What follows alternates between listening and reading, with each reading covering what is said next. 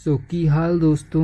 उम्मीद करता हूँ सब बढ़िया होगा। आज हम पढ़ने वाले हैं ग्लोबल स्टिफनेस मैट्रिक्स, जिसमें हम स्प्रिंग सिस्टम के कई सारे एग्जांपल्स भी करेंगे। उनसे स्टिफनेस मैट्रिक्स की कैसे होती है उनसे कन्वर्ट करना सीखेंगे, और एंड में हम लोग एक दो क्वेश्चन सॉल्व करके रैप अप करेंगे। तो चालू करते हैं स्प्रिंग सिस्टम। अब देखो, ग्लोबल स्टिफनेस मैट्रिक्स क्यों इम्पोर्टेंट है, क्योंकि इसका सिर्फ स्प्रिंग में ही नहीं बल्कि तुम स्प्रिंग सिस्टम ले लो, चाहे स्टेप बार्स ले लो, चाहे टेपर्ड बार्स ले लो, चाहे टॉर्शन ले लो, या फिर ट्रस ही क्यों ना ले लो, सब में तुम्हें ग्लोबल स्टिफनेस मैट्रिक्स नाम का कीड़ा दिख जाएगा। अब इसको करने के लिए तुम्हें कोई भी, अब जैसे हम लोग आज स्प्रिंग सिस्टम से सीख रहे हैं, तो स्प्रिंग सिस्टम में जनरली ऐसा कुछ सर्किट जैसा दिया रहेगा। आज हम लोग ये चारों एग्जांपल्स ट्राई करेंगे, सबकी स्टिफनेस मैट्रिक्स बनाएंगे और एक क्वेश्चन प्रॉपरली सॉल्व भी करेंगे। तो इसमें सबसे पहले एग्जांपल 1 में देख लेते हैं। ग्लोबल स्टिफनेस मैट्रिक्स हम लोग सॉल्व करते करते सीखेंगे, तो इसमें कुछ स्टेप्स नहीं है, समझो। पहले में नोड्स पहचानना सीखो। नोड्स, फिक्स्ड पॉइंट एक नोड होगा, उसके बाद स्प्रिंग आई तो स्प्रिंग के दूसरी तरफ एक और नोड होगी। अब ये एक नोड हो गई तो ये दूसरी नोड। अब जब तक बीच में कुछ नहीं आ रहा है वो पूरा एक ही नोड में काउंट होता है, इसलिए ये सेकंड नोड है। यहाँ पे ये नहीं बोल सकते कि इसके पार ये सेकंड हो गई, इसके पार ये थर्ड हो गई। ये पूरी एक कॉमन नोड है, तो ये सेकंड नोड। फिर इसका एंड, एक और स्प्रिंग आई, उसके उस पार एक और नोड आई, तो ये थर्ड नोड हो गई। टोटल 3 नोड्स, जितनी नोड्स उतने की स्क्वायर मैट्रिक्स बनेगी। जैसे 3 नोड्स हैं, मैं यहाँ पे ऐसे ही जनरली एक्सप्लेन करने के लिए लिख ले रहा हूँ, 1 2 3 1 2 3, समझने के लिए। तो एग्जाम में तुम लोग ये लिख मत देना, एग्जाम में तुम लोग सिर्फ डायरेक्ट लिखना चालू करोगे। तो पहली है K1। K1 किसके बीच में है? फर्स्ट नोड और सेकंड नोड के बीच में। First node second node, first node second node, इन दोनों के बीच में, मतलब ये 4 कॉमन पॉइंट्स। अब इसमें देखो कौन है? 2। तो डायगोनल को तुम लोग पॉजिटिव रखो, 2 2 लिख दिया। बचे वालों को -2 -2, सिर्फ साइन चेंज होगा, यही करना है। ये 1 और 2 के बीच में था, 1 और 2, 1 और 2 के बीच में तुम लोग ने 4 पॉइंट्स देखे, वहां पे डायगोनल में 2 लिख दिया, अदर्स में -2 लिख दिया, ये किया। अब सेम ये भी वही है, 1 और 2 के बीच में है 4, तो यहाँ +4 +4 -4 -4। ये होने के बाद अब देखो तीसरा जो K है, K3 6, ये सेकंड और थर्ड नोड के बीच में है, सेकंड थर्ड, तो ये 4 कॉमन पॉइंट्स आए। अब यहाँ पे डालो डायगोनल्स में पॉजिटिव, +6 +6 -6 -6, ये हुआ। अब ये तुमने तीन के थे, तीनों के लिए लिख दिया। अब रिमेनिंग में तुम लोग डाल दोगे 0। ये बन के हो गई है तैयार तुम्हारी ग्लोबल स्टिफनेस मैट्रिक्स, जो इसके मान लो तुमको 2 मार्क्स तो मिलने ही वाले हैं अगर ये करके दिखा देते हो तुम। अब ये हुआ पहला एग्जाम्पल। अब एक और, चलो एग्जाम्पल लेते हैं। एक और एग्जाम्पल में आ जाओ। इस एग्जाम्पल में सब सीरीज में कनेक्टेड हैं। टोटल नोड्स देखो, स्टार्ट पॉइंट एक नोड, फिर स्प्रिंग आई, उसके पार एक और नोड दूसरी, फिर स्प्रिंग आई तो ये तीसरी नोड हो गई, फिर एक और स्प्रिंग और ये एंड पॉइंट है तो चौथी नोड। 4 नोड्स की इक्वेशन बनेगी इस बार। तो 1 2 3 4, 1 2 3 4। ये फिर से मैं बोल दे रहा हूँ, ये सिर्फ समझने के लिए है, तुम लोग एग्जाम्पल में 1 2 3 4 मत लिखने लगना। अब पहला K है 1 और 2 नोड के बीच में, 1 2 1 2, ये 4 कॉमन पॉइंट्स। तो डालो 10 10, डायगोनल पॉजिटिव, जो बचे हुए हैं वो माइनस में आएंगे, तो -10 -10। सेकंड और थर्ड नोड के बीच में है K2, सेकंड थर्ड, मतलब ये। अब डालो 20, डायगोनल वाले पॉजिटिव, तो +20 +20, अदर्स माइनस, तो -20 -20। थर्ड के किसके बीच में? थर्ड और फोर्थ नोड के बीच में, थर्ड फोर्थ, ये वाला। 4 और कॉमन पॉइंट्स मिले थर्ड फोर्थ के बीच में, तो एक तो इधर आएगा +30 डायगोनल में, फिर यहाँ भी +30, यहाँ -30, यहाँ -30।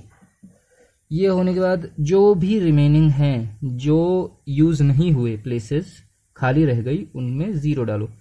0 0 0 0 0 0। ठीक है। अब ये एक और चलो दूसरे एग्जांपल से समझे। बस इसका यही कॉन्सेप्ट है कि तुम्हें स्प्रिंग्स देखनी है किस नोड के बीच में है, उस नोड्स के बीच में 4 पॉइंट्स कॉमन लेने हैं और उसमें डायगोनल पॉजिटिव डालना है, जो नॉन डायगोनल्स हैं वो नेगेटिव रहेंगे, और के की वैल्यू पुट करो, बस और कुछ नहीं है। और एंड में जब भरते भरते आखिर में जो खाली स्पेसेस रह जा रहे हैं उसमें तुम्हें 0 डालना है। अब थर्ड वाली जो थी उस पर हम लोग क्वेश्चन ही सॉल्व करने वाले हैं, तो थर्ड वाली रहने दो। फोर्थ वाली देखो, फोर्थ वाले में एक तो है ये नोड स्टार्ट पॉइंट, फिर ये एक स्प्रिंग आई, उसके पार ये दूसरी नोड हो गई। अब देखो ये पूरे में कहीं स्प्रिंग नहीं आई है, तो ये पूरा एक नोड है। कोई इस पर ये नहीं बोलेगा कि यहाँ दूसरी नोड हो गई, यहाँ तीसरी नोड। ये पूरी एक ही कॉमन नोड है, ये दूसरी नोड। अब फिर एक स्प्रिंग आई और ये पूरा कॉमन था, तो ये फाइनल थर्ड नोड हो गई। यहाँ पे देखो 1 2 3 1 2 3, K1 और K2 1 और 2 के बीच में थे, तो K1 और K2 दोनों पॉजिटिव पॉजिटिव आए। 1 और 2 1 और 2, K1 positive positive, -K1 diagonals में नेगेटिव। K2 भी 1 और 2 के बीच में था, तो 1 2 1 2, K2 positive K2 negative K2 negative. Same वैसे ही सेकंड और थर्ड के बीच में है K3, तो K3 पॉजिटिव। देखो सेकंड थर्ड ये 4 हैं common points. K3 -K3 same K4 second third के बीच में है, तो K4 -K4 ये दोनों पॉइंट्स बचे रह गए थे, तो ये दोनों हो जाएंगे 0। अब एक क्वेश्चन से हम लोग पूरी तरह सॉल्व करते हैं कि कैसे होता है। तो क्वेश्चन दिया है हम लोग को, ये वाला स्प्रिंग सिस्टम का एक सर्किट दिया हुआ है। इसमें K1 की वैल्यू हमें बता दी है 4, K2 की 8, K3 की 10, K4 की 20, और यहाँ पे एक फोर्स लग रही है 1000 की। सबसे पहले हमेशा की तरह नोड्स हम लोग देखेंगे। यहाँ है एक नोड, फिर ये स्प्रिंग के पार यहाँ पे ये हो गई दूसरी नोड। ये पूरी एक कॉमन नोड होगी, ये स्प्रिंग के पार भी ये कॉमन नोड है, तो ये सेकंड नोड। अब यहाँ पे देखो ये वाली आ गई, ये थर्ड नोड इस स्प्रिंग के उस पार, तो ये हो गई थर्ड नोड। अब ग्लोबल स्टिफनेस मैट्रिक्स हम लोग बनाएंगे। K1 सबसे पहले जितनी नोड्स उतनी क्रॉस की मैट्रिक्स बनेगी, मतलब 1 2 3 1 2 3। अब K1 किसके बीच में है? 1 और 2 के बीच में है। 1 2 1 2 4 4 -4 -4, K1 हो गया। K2 का 8 है 1 और 2 नोड के बीच में, +8 +8 -8 -8। अब वैसे ही थर्ड नोड जो है, थर्ड K जो है 10, ये किसके बीच में है? 1 और 3 नोड के बीच में है, तो 1 3 1 3। इसमें देखो ये 4 कॉमन पॉइंट्स आए हैं, तो डायगोनल्स पॉजिटिव +10 +10 -10 -10। सिमिलरली हम लोग अगला करेंगे K4 के लिए।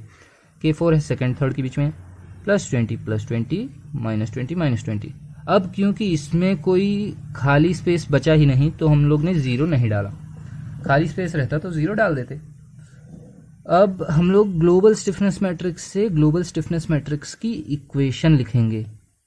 ये जो स्टिफनेस मैट्रिक्स आई है ना, ये जितना भी ऐड सब्ट्रैक्ट ये सब है, इसको ऐसे as it is addition subtraction करके यहाँ लिख दो। ये मैट्रिक्स लिख दी तुमने। इसके साइड में रहेगी U वाली मैट्रिक्स। U होता है डिस्प्लेसमेंट, कोई नोड कितना डिस्प्लेस हो रही है। जैसे अब मैंने 1000 न्यूटन लगाया तो कोई नोड कितना मूव की, तो ये है डिस्प्लेसमेंट। फोर्स है उस नोड पे कितनी फोर्स लग रही है, तो वो। तो इसका सिंपल सा फॉर्मूला हम लोग इस ऑर्डर में लिखते हैं। Matrix F is equal to K U। तो सबसे पहले F की मैट्रिक्स जितनी नोड्स उतनी फोर्स, तो F1 F2 F3 तीन नोड्स थी, तीन नोड्स तीन फोर्स के जितनी नोड्स हैं उतने की स्क्वायर मैट्रिक्स, जो हम लोग यहाँ पे बना ही चुके हैं, तो वो एज इट इज़ लिख दिया सब ऐड करके। और जितनी फोर्स होंगी उतनी ही डिस्प्लेसमेंट्स भी होंगी, तो वो भी लिख दी। अब यहाँ से टर्म्स एलिमिनेट करना सीखो, क्योंकि ये फिक्स्ड है, फिक्स्ड पॉइंट है, तो ये फिक्स्ड पॉइंट है तो इसका डिस्प्लेसमेंट मैं बोल सकता हूँ 0 होगा, चाहे कितना भी दम लगा दो ये मूव तो नहीं करेगा। तो हमारा U1 displacement eight node 1 will be 0। और फोर्स एट नोड 1 हमें फाइंड करना है। जहाँ देखो, जहाँ पे भी फिक्स्ड पॉइंट है वहाँ पे डिस्प्लेसमेंट भले ही 0 होगा, लेकिन रिएक्शन फोर्स लगेगी ही लगेगी। वो फोर्स लगा रहा है तभी डिस्प्लेसमेंट नहीं हो पा रहा, तो ये हमें फाइंड करना है।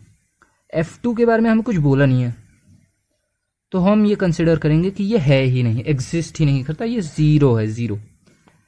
थर्ड पॉइंट पे हम देख रहे हैं कि 1000 न्यूटन फोर्स लग रहा है, तो 1000 न्यूटन का ये फोर्स है। U2 U3 हमें फाइंड करना है, F1 हमें फाइंड करना है। अब देखो ये 3/3 की मैट्रिक्स है, यहाँ से तुमको 3 इक्वेशंस मिलेंगी और 3 अननोन्स भी हैं, तो सॉल्व कर तो कर ही लोगे आराम से, कोई ऐसी दिक्कत तो है नहीं। तो 3 इक्वेशंस कैसे इक्वेशंस बनाना तो आता ही होगा, फिर भी मैं बता देता हूँ। चलो F1 एज इट इज़ लिखो, ये पहला एलिमेंट पहले एलिमेंट से मल्टीप्लाई होगा, ये दूसरे से, ये तीसरे से। ऐसे ही फिर F2 इज इक्वल टू पहला एलिमेंट पहले से, दूसरा एलिमेंट दूसरे से, तीसरा एलिमेंट तीसरे से मल्टीप्लाई करके इन सबको बीच में ऐड आएगा, एडिशन करोगे और फिर एक इक्वेशन बनेगी।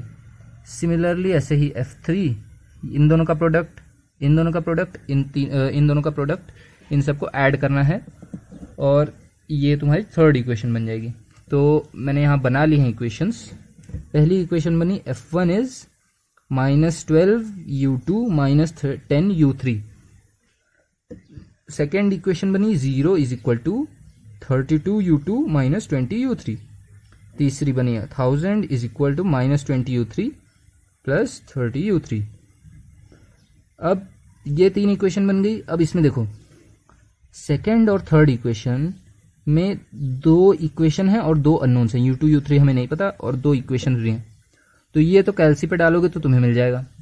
कैल्सी पे डाले, तुमने U2 की वैल्यू फाइंड कर ली, U3 की वैल्यू फाइंड कर ली।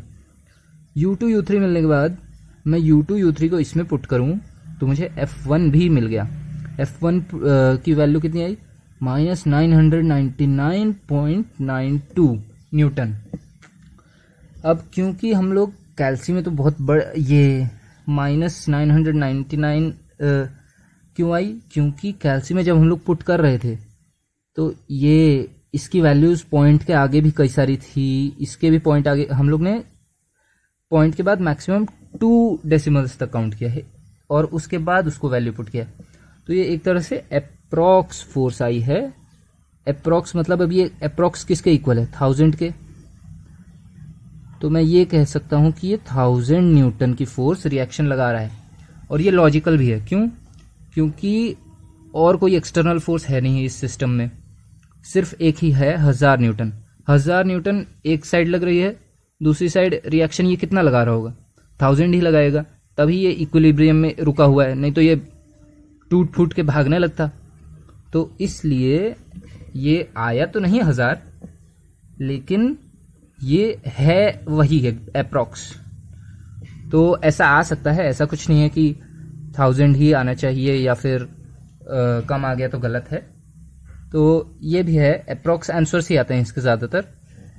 आंसर्स वेरी हो सकते हैं जितने पॉइंट्स तुम लेते हो अपने कैलकुलेशंस के लिए। पॉइंट्स के बाद के जितने नंबर्स तुम ज़्यादा लोगे उतना एक्यूरेट आएगा। तो ख़त्म करते हैं ये वीडियो। उम्मीद है तुम लोग को समझा होगा।